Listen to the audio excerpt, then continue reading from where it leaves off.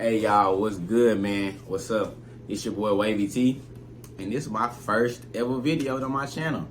I knew from the jump I want average. Switched up my ways, had to find a new strategy. Remember they used to look past me. Now every show is bad bitches attacking. Boy Wavy T, and this the first ever. So this kind of is a special moment. It is a special moment for me because also one, I'm breaking through that barrier of even posting videos and showing myself on the internet. Cause you know everybody battle with a little bit of insecurity when it comes to putting themselves on the net. But that's not what I came on here to talk about. Me personally, I just wanted to let y'all know that what y'all will be seeing upcoming on the channel. We'll be doing reactions.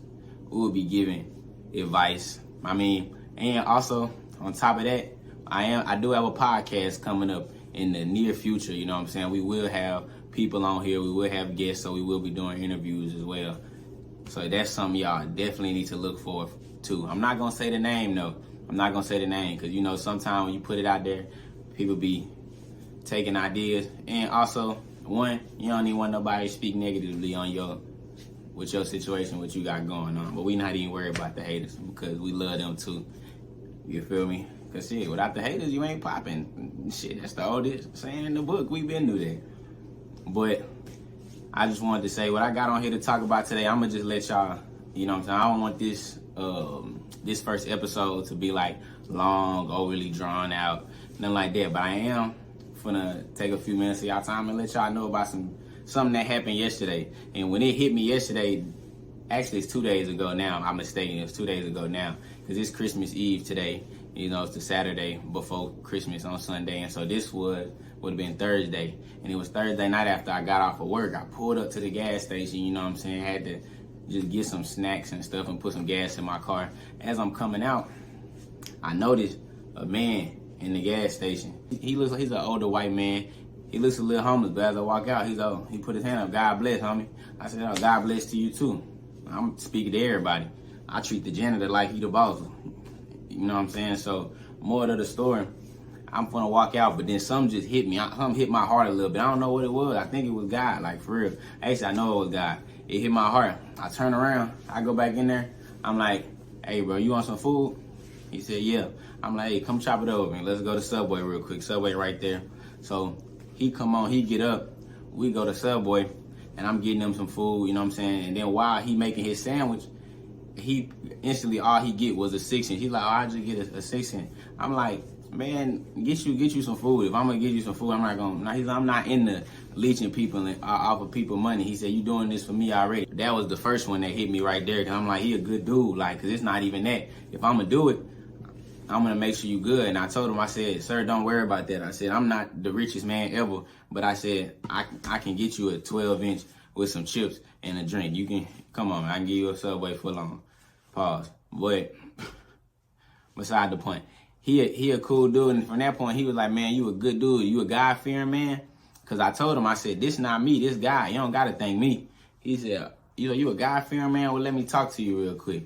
And the knowledge that followed, like, he talked to me, we talked for a good 20 to 30 minutes.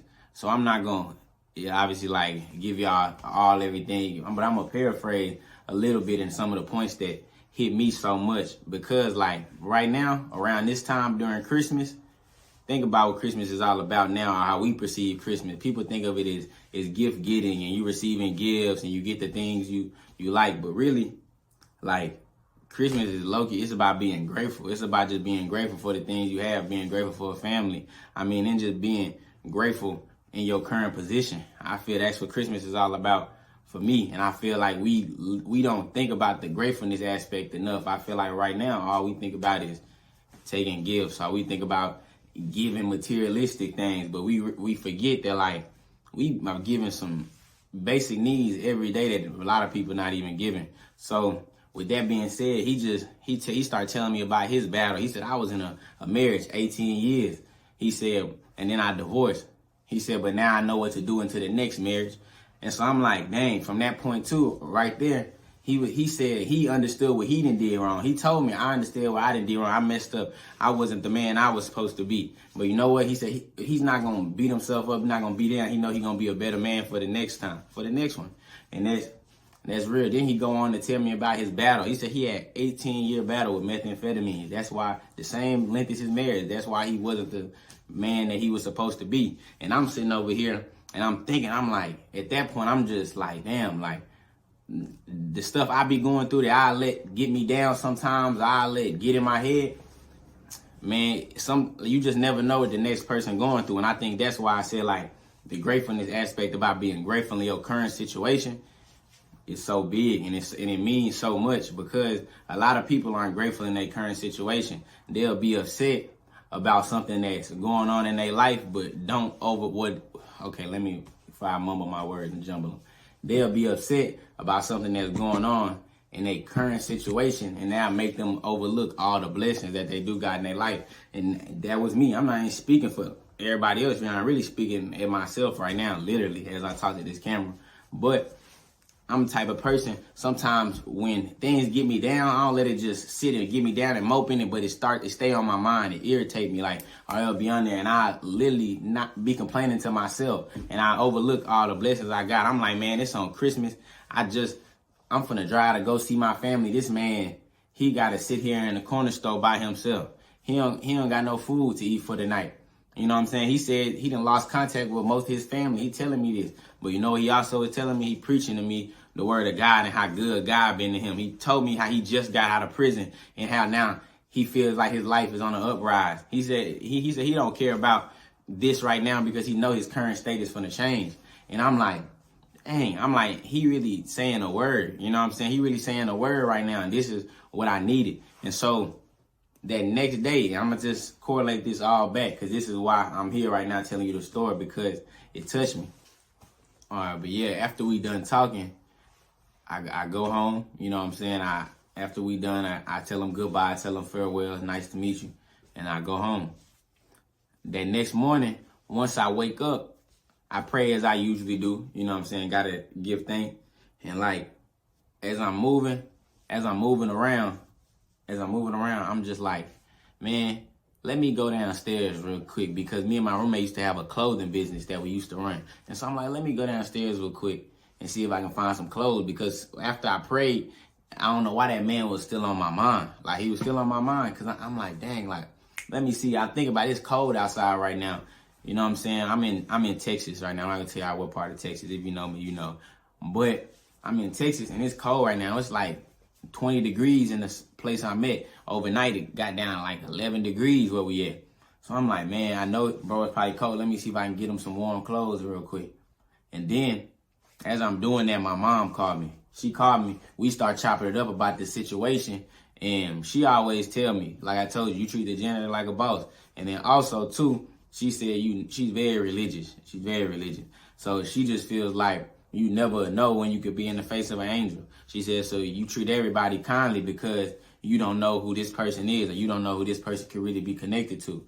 And so that is real. But mind you, to get back to the focus of the subject, I start telling her about this and that. I'm finna see if I can pull up to the corner store and see if he's still there, and I can potentially give him these clothes. So I pulled up a couple jackets, some sweats, and stuff that I found in our old basket that we have for the clothes. So I go back to the corner store, and when I get to the corner store, I'm looking around, I don't see him.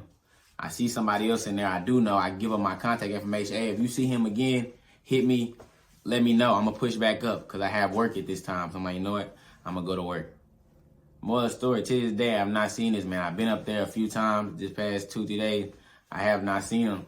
And people have seen him, so I know he's still around. So if I find him again, I am going to deliver some clothes, or maybe buy him some lunch or something again, just because he spoke some real into my life.